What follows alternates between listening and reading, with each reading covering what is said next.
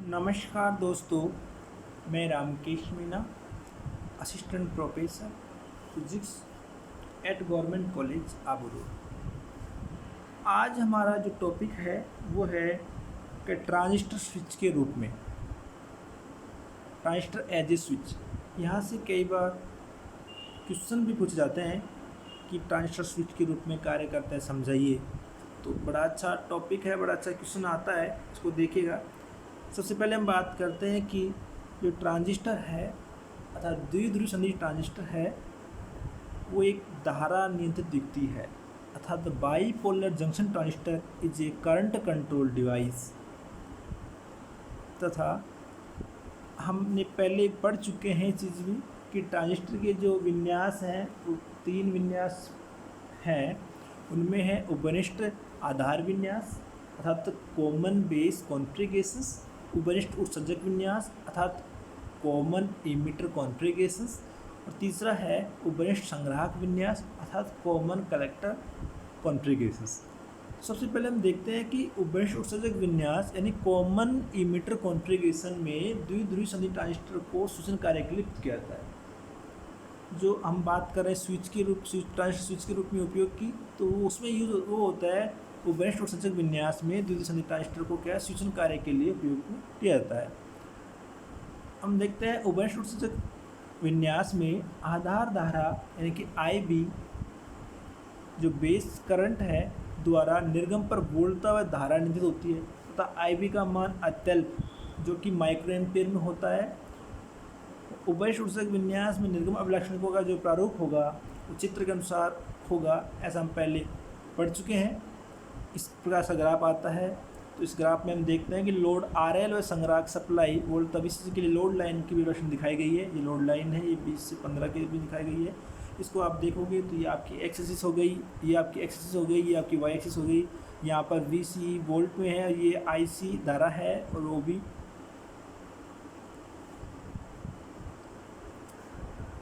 ठीक है। तो निर्गम अभिलाक्षणिकों को 3 क्षेत्रों में विभाजित किया गया है, जो देख पा रहे हो आप। इसमें एक है अंतक क्षेत्र यानी कट ऑफ रीजन, दूसरा है संतृप्त क्षेत्र यानी सैचुरेशन रीजन, और तीसरा है सक्रिय क्षेत्र यानी एक्टिव रीजन। तो ये आप देख पा रहे हो, ये जो रीजन है ये अपना है अंतक क्षेत्र यानी कट ऑफ रीजन, और ये आप देख पा रहे हो ये वाला क्षेत्र है जो ये अपना है संतृप्त क्षेत्र यानी सैचुरेशन रीजन, और जो तीसरा है सक्रिय क्षेत्र वो इनके बीच का, दोनों के बीच का जो क्षेत्र है ये वाला, ये है अपना सक्रिय क्षेत्र यानी एक्टिव रीजन। तो सबसे पहले हम देखते हैं अंतक क्षेत्र। अंतक यानी कट ऑफ रीजन। अंतक क्षेत्र में IB बराबर 0 होती है यानी बेस करंट 0 होती है, जिससे IC का मान ICEO के बराबर प्राप्त होता है। जहाँ ICEO क्या है? ICEO संग्राहक धारा IC का वह मान है जबकि आधार धारा क्या हो? 0 हो, तथा संग्राहक संधि क्या हो? पश्च बायसित हो। इस स्थिति में ट्रांजिस्टर क्या होता है? ऑफ अवस्था में कहा जाता है। ट्रांजिस्टर किस अवस्था में होता है? ऑफ अवस्था में होता है। कब होता है? अंतक क्षेत्र में IB बराबर 0 हो, जिससे IC क्या होती है? ICEO के बराबर होगी। और ICEO क्या है? ICEO है संग्राहक धारा IC का वह मान है जबकि आधार धारा 0 हो तथा संग्राहक संधि पश्च बायसित हो। इस स्थिति में ट्रांजिस्टर ऑफ अवस्था में कहा जाता है। तो अंतक अवस्था में संग्राहक पर वोल्टता लगभग VCC के तुल्य होती है। एग्जाम्पल अगर उदाहरण के लिए बात करें तो सिलिकॉन ट्रांजिस्टर के लिए जो अपना है ICEO वह 20 नैनो एम्पियर अर्थात 2 × 10⁻⁸ एम्पियर। यदि VCC 15 वोल्ट हो तो ऑफ अवस्था में ट्रांजिस्टर के लिए जो प्रतिरोध होगा R इफेक्टिव, R बराबर क्या होता है? ओम के नियम से V बराबर IR, तो R बराबर V/I, तो V बराबर हमारे पास 15 वोल्ट है, I अपने पास 2 × 10⁻⁸ एम्पियर है।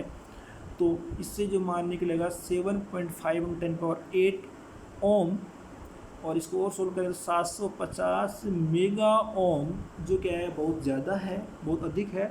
अर्थात ऑफ अवस्था के लिए ट्रांजिस्टर क्या होता है? लगभग आदर्श स्विच के रूप में बाती कार्य करेगा, क्योंकि इसका प्रतिरोध क्या हो गया? अनंत प्रतिरोध की बाती होगा। अगर प्रतिरोध अधिक होगा तो इसमें ऑफ अवस्था के रूप में होगा, ऑफ होगा। तो ये कब होगा? कट ऑफ रीजन की अगर बात करें, इसकी बात करते अपन कट ऑफ रीजन की बात करते, अंतक क्षेत्र की बात कर रहे थे, इसमें धारा 0 थी और 0 होने पर अपने पास क्या मिला था? हमारे पास मिल रहा था जो प्रतिरोध है वो क्या है, बहुत अधिक मिल रहा है, और आदर्श स्थिति की बात करें तो उस पर तो क्या होगा, अनंत प्रतिरोध होगा, इसलिए वो क्या करेगा, ऑफ अवस्था में होगा। जब बात करते हैं हम संतृप्त क्षेत्र की, यानी संतृप्त क्षेत्र, इस वाले क्षेत्र की बात करते हैं, तो इस क्षेत्र में क्या होता है, संतृप्त क्षेत्र में उत्सर्जक आधार के साथ संग्राहक आधार संधि भी क्या होती है, अग्र बायस होती है, यानी फॉरवर्ड बायस में हो जाती है। और उदाहरण के लिए अगर बात करें सिलिकॉन एनपीएन ट्रांजिस्टर के लिए संतृप्त अवस्था में जो VCE का मान होता है 0.2 वोल्ट, VBE का मान 0.8 वोल्ट, जिसे VBC का मान होगा 0.6 वोल्ट होगा। इस क्षेत्र में सर्वाधिक वोल्टता अत्यल्प यानी 0 वोल्टता की निकट रहती है। इसके अतिरिक्त VCE और IC की आधार धारा IV पर निर्भरता भी अत्यल्प होती है। इस क्षेत्र में VCE या IC का मान ज्ञात करें तो संतृप्त प्रतिरोध कहलाता है। और वो क्या होता है, वह प्रतिरोध कितना मिलता है हमें यहाँ पर 15 ओम के लगभग प्राप्त होता है, जो कि मान कम है। इस प्रकार संतृप्त क्षेत्र में ट्रांजिस्टर ऑन अवस्था में माना जाता है। ठीक है, ये ध्यान देने योग्य बात यहाँ पर क्या है कि ट्रांजिस्टर की ऑफ अवस्था में निर्गम पर जो अधिक वोल्टता प्राप्त होती है, जबकि ऑन अवस्था में क्या होते हैं, वोल्टता निम्न स्तर पर प्राप्त होती है। इस प्रकार ट्रांजिस्टर क्या होता है, इन्वर्टर यानी प्रतिलोमक की भांति भी कार्य कर रहा है। तो तुम भी आप देख पा रहे हो ये वोल्टता है, तो इस अवस्था में तो वोल्टता का मान मिल रहा है इस प्रकार है, जबकि इसमें अधिक है इसका मान, या और जबकि इसमें क्या हो रहा है, इसका मान वोल्टता का मान कम मिल रहा है।